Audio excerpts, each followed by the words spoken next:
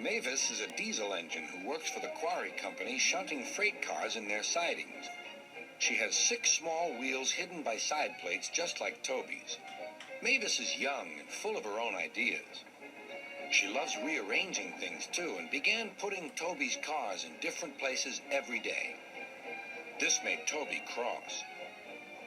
Freight cars, he grumbled, should be where you want them when you want them. Fiddlesticks, said Mavis and flounced away. At last, Toby lost patience. I can't waste time playing hunt the cars with you. Take them yourself.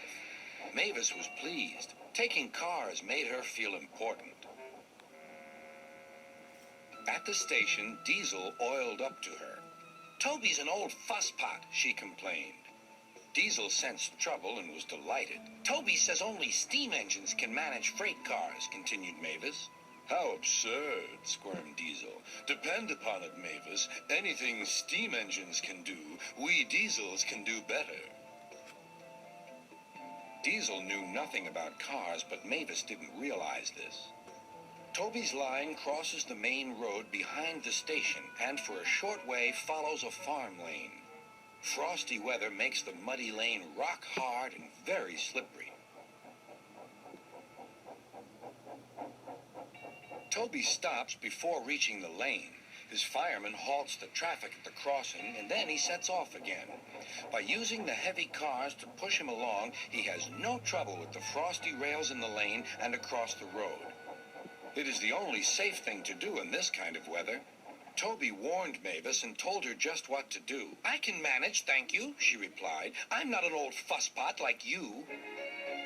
The freight cars were tired of being pushed around by Mavis.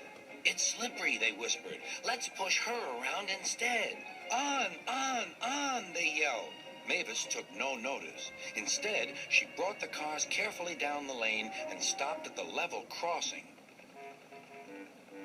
All traffic halted. One in the headlamp for fusspot Toby, chortled Mavis. But Mavis had stopped in the wrong place. Instead of taking Toby's advice, she had given the cars the chance they wanted. Hold back, they cried. Grrr up, ordered Mavis. The cars just laughed and her wheels spun helplessly. Workmen sanded the rails and tried to dig away the frozen mud, but it was no good. Everyone was impatient. Grrr, wailed Mavis. Toby was in the yard when he heard the news. I warned her, he fumed. She's young yet, soothed his driver, and she can manage her cars herself, interrupted Toby. They're your cars, really, his driver replied. Mavis is supposed to stay at the quarry if Sir Topham Hatt finds out.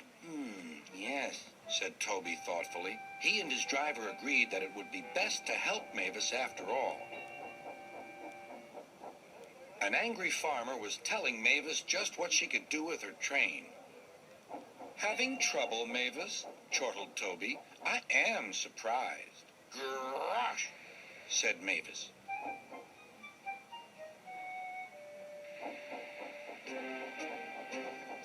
With much puffing and wheel slip, Toby pushed Mavis and the freight cars back. The hard work made his fire burn fiercely, and his firemen spread hot cinders to melt the frozen mud.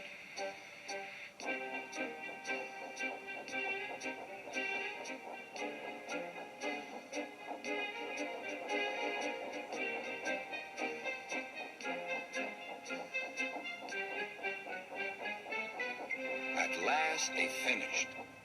Goodbye, called Toby. You'll manage now, I expect. Mavis didn't answer. She took the cars to the sheds and scuttled home to the quarry as quickly as she could.